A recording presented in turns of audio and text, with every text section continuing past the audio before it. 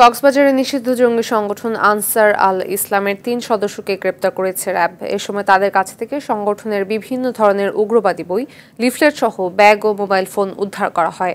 বৃহস্পতিবার রাতে কক্সবাজার সদরের চফলন্ডি এলাকা থেকে তাদের গ্রেফতার করা হয় বলে জানান র্যাবের আইন ও গণমাধ্যম শাখার পরিচালক কমান্ডার আরাফাত ইসলাম।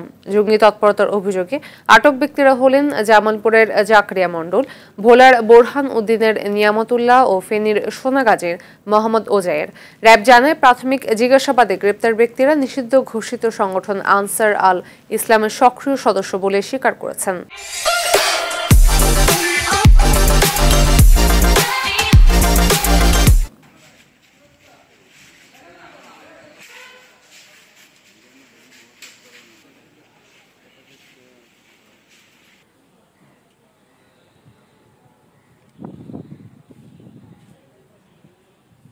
যে কিছুদিন আগে পবিত্র ঈদুল আজহার ছুটি ঘোষণা করা হয় এবং তারা তিনজনই কিন্তু দুইটি মাদ্রাসার ছাত্র।